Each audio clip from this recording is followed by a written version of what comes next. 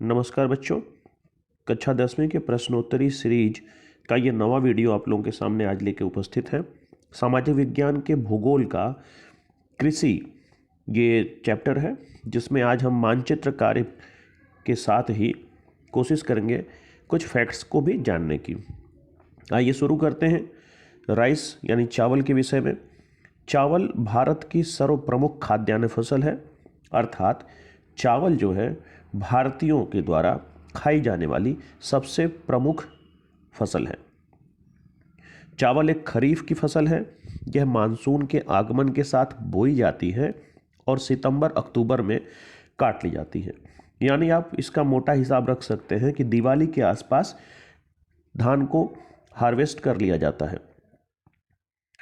चावल के उत्पादन के लिए जो मौसमी परिस्थितियां हैं वह कुछ इस प्रकार है कि तापमान जो है वो उच्च तापमान की आवश्यकता पड़ती है इसके उत्पादन के लिए। इसमें 25 डिग्री सेल्सियस से ज़्यादा का तापमान चाहिए होता है।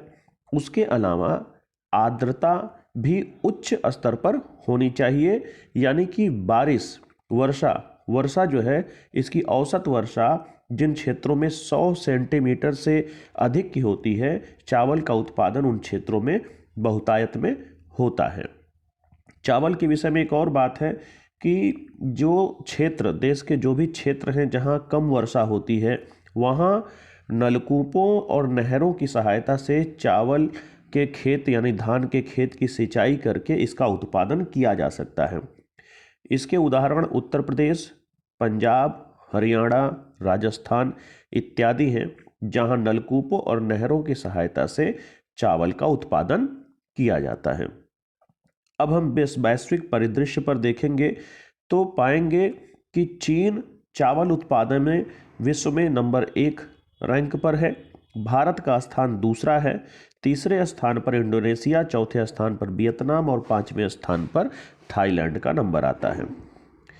भारत के जो चावल उत्पादक राज्य हैं, जो प्रमुख राज्य हैं, उनकी सूची है, आप इसे पॉज करके देख सकते हैं। इसमें पश्चिम बंगाल, उत्तर प्रदेश, आंध्र प्रदेश, बिहार, मध्य प्रदेश, छत्तीसगढ़, तमिलनाडु, कर्नाटका, उड़ीसा, असम और पंजाब का नंबर आता है। इसे हम अगर मानचित्र के आधार पर देखने का प्रयास करें तो आपके सामने जो मानचित्र दिखाई पड़ रहा है उसमें जो गहरे हरे रंग के क्षेत्र हैं वो चावल उत्पादन के प्रमुख क्षेत्र हैं, जबकि हल्के हरे रंग से दर्शाया गया क्षेत्र ऐसा है जहां चावल का उत्पादन थोड़ी मात्रा में होता है। इनमें वही राज्य हैं जो अभी हमने पिछली स्लाइड में देखे। आप इसे देखें, इस पे चिंतन करें, इन्हें अपने दिमाग में बिठा लें, क्योंकि जो आगामी परीक्षा में प्रश्न आएंगे मानचित्र के लिए उसमें आपको इसी चावल उत्पादन क्षेत्र को मानचित्र में दर्शाना होगा। आइए अब आगे चलते हैं गेहूं के मामले में। गेहूं, जैसा कि आपको पता है, गेहूं भारत की दूसरी सबसे महत्वपूर्ण खाद्यान्न फसल है, अर्थात भारत के लोगों द्वारा चावल के बाद खाई जाने वाली दूसरी फसल गेहूं है।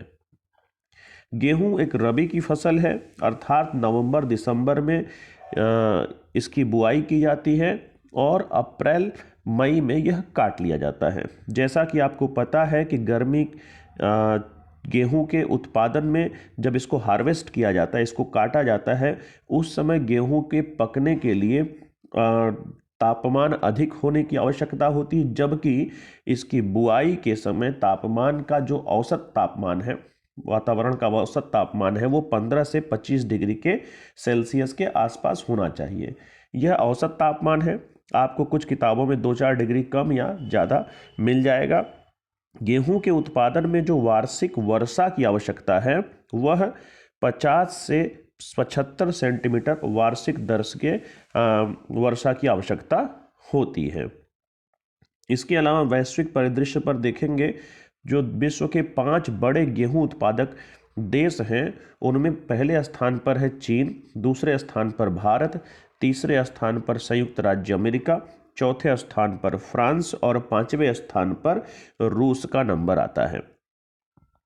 गेहूं उत्पादक जो प्रमुख राज्य हैं भारत के, उनको हम देख लेते हैं। उनकी एक सूची है जिसमें उत्तर प्रदेश, पंजाब, हरियाणा, मध्य प्रदेश, राजस्थान, बिहार, गुजरात, महाराष्ट्र, उत्तराखंड और पश्चिम बंगाल, ये राज्य प्रमुख हैं, जिसमें उत्तर प्रदेश, पंजाब और हरियाणा और मध्य प्रदेश सर्व प्रमुख राज्य हैं जो गेहूं का उत्पादन करते हैं। आइए इन्हें हम मैप में देख लेते हैं। मानचित्र में आपको जो गाढ़ा कत्थई कलर दिखाई पड़ रहा है, कत्थई रंग, ये क्षेत्र ऐसे हैं जहां गेहूं का उत्पादन अधिक मात्रा में होता है, यानी ये प्रमुख गेहूं उत्पादन क्षेत्र है। उसके अलावा आपको जो हल्का कत्थई रंग दिखाई पड़ता है, ये क्षेत्र भी गेहूं का उत्पादन करते हैं, लेकिन इनका उत्पादन प्रमुख क्षेत्र से थोड़ा कम है। ये सूची आपके सामने रखी हुई है, जो अभी हमने पिछले स्लाइड में भी देखा। तो ये दो मानचित्र हैं, गेहूं उत्पादन वाले और चावल उत्पादन वाले। इन्हें आप ध्यान से देखें और आगामी परीक्षा में भारत के मानचित्र पर चावल और गेहूं के उत्पादन क्षेत्र को दर्शाने वाले प्रश्न आएंगे।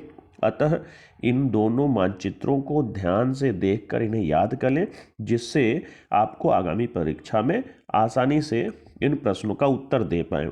वीडियो को पूरा देखने के लिए धन्यवाद। मिलेंगे हम अगले वीडियो में नए सीरीज के साथ। तब तक के लिए नमस्कार।